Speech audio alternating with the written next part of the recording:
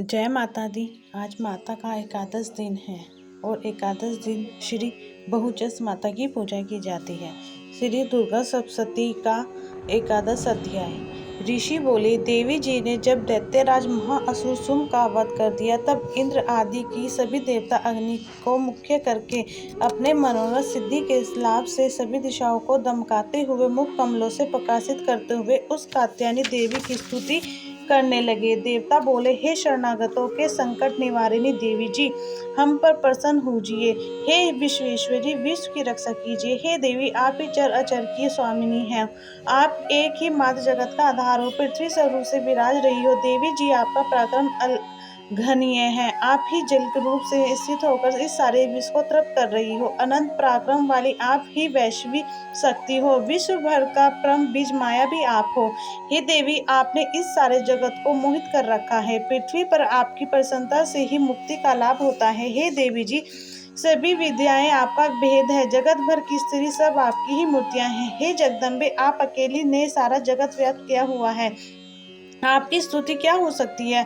आप तो स्तुति से परे हो, पर परावानी हो, जबकि आप सबका आधार एवं सर्व मुक्ति देने वाली हो। इसी से आपकी स्तुति होगी। आपकी स्तुति के लिए अन्य कौन सी उत्तम मुक्तियां हो सकती हैं? सारे जनों के हृदय में बुद्धि रूप होकर आप स्थित हो। हे देवी, स्वर्ग एवं मोक्ष देने वाली नारायणी, आपको नमस्कार हो।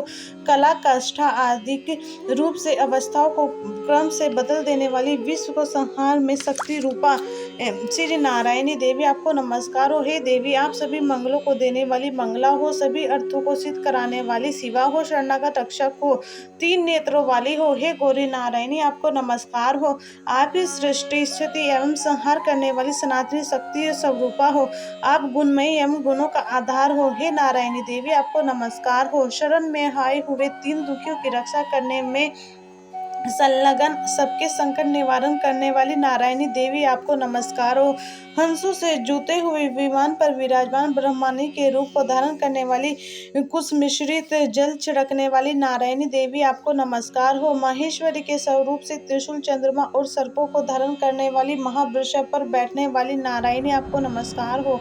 मोर तथा मूर्खों से आवृत महाशक्ति को धारण करने वाली, पाप रहित कौमारी रूप में स्थित है नारायणी, आपको नमस्कार हो। शंख, चक्र, गदा, उत्तम अस्त्रों को धारण करने वाली वैष्णवी शक्ति रूप प्रसन्न हे नारायणी, आपको नमस्कार हो। हाथ में भयंकर चक्र धारण के, दाढ़ों पर पृथ्वी उठाए हुए वाराह रूप धारिणी शिव नारायणी, आपको नमस्कार हो।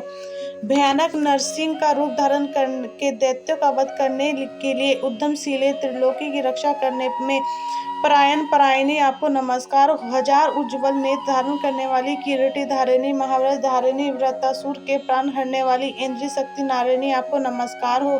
शिवदूती के स्वरूप से दैत्यों की बड़ी सेना का नाश करने वाली, महानाद करने वाली, भयानक रूप वाली नारायणी, आपको नमस्कार हो। भयानक दाढ़ों से भयानक मुख वाली, मुंड मालाओं से शोभायमान मुंडों को मंथन करने वाली चामुंडाए नारायणी, आपको नमस्कार हो। लक्ष्मी, लज्जा, महाविद्या, श्रद्धा, पुष्टि, सुधा, ध्रुवा, महारात्रि, महाअविद्या हे नारायणी, आपको नमस्कार हो। मेधा, सरस्वती, वरा, ऐश्वर्य रूपा, पार्वती, महाकाली, संयमशिला, सर्वस्वामिनी हे नारायणी, आपको नमस्कार हो। सर्व स्वरूपा, सर्व ईश्वरी, सभी शक्तियां संपन्न है। हे दुर्गा देवी, हमारी भयों से रक्षा करो। हे देवी, आपको नमस्कार हो। यह आपका मुख तीन नेत्रों से विविध अति सुंदर है, हमारी सभी भयों से रक्षा करो। हे कात्यायनी, आपको नमस्कार हो। हे भद्रकाली, सभी दैत्यों का नाश करने वाली, भड़कती हुई अग्नि की ज्वालाओं से महाभयानक आपको त्रिशूल हमारी भय से रक्षा करे, आपको नमस्कार हो। हे देवी, शब्द द्वारा सारे जगत को व्याप्त करके जो दैत्यों का राज हनन कर देता है, वह आपका घंटा जैसे माता अपने पुत्रों को पापों से बचाती है, वैसे ही हमारी रक्षा करे। हे चंडिके, आपको सुंदर हाथों की तलवार जो असुरों के खून तथा चर्बी से लथपथ हो रही है, वह हमारा मंगल करे, हम आपको प्रणाम करते हैं। हे देवी, जब आप प्रसन्न होती हो तो सभी रोगों को नष्ट कर देती हो। आप क्रोध करने पर सभी मनोरथ एवं मनोकामनाएं नाश करती हो। आपके आश्रित पुरुषों पर कोई संकट नहीं आता, अपितु आपको आश्रित पुरुष दूसरों को भी आश्रय देते हैं। हे देवी, आपने जो इन धर्मदेशी महादैत्यों का क्षय किया है, उनमें अपने स्वरूपों को अनेक शक्ति रूपों में विभक्त करके किया है। हे अंबिके, आपके सिवा और कौन दूसरा ऐसा कर सकता है? विद्याओं में विचारों के दीपक रूप, शास्त्रों में वेद वाक्यों में आपको सिवा और इस सिक्का वर्णन आता है।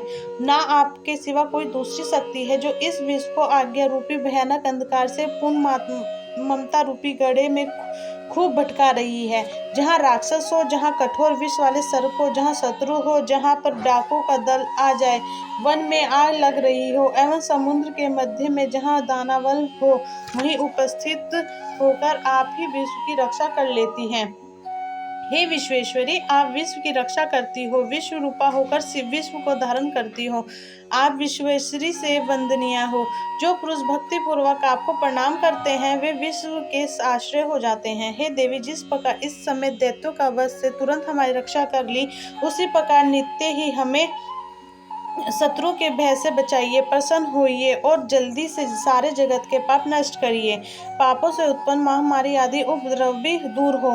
हे देवी, विश्व भर के दुख दूर करने वाली, प्रणाम करने वाले हम पर प्रसन्न कीजिए होजिए। तीनों लोकों के निवासियों से स्तुति की गई मातेश्वरी सब लोगों को वर दे दीजिए। देवी बोली, हे देवतागण, मैं वर देने को तैयार हूँ, मनचाहा वर मांग लो, संसार का उपकारक वर मैं अवश्य देती हूँ। देवता बोले, हे सर्वेश्वरी, आप त्रिलोकी की समस्त बाधाएं शांत करें और इस प्रकार हमारे शत्रुओं का भी नाश करती है।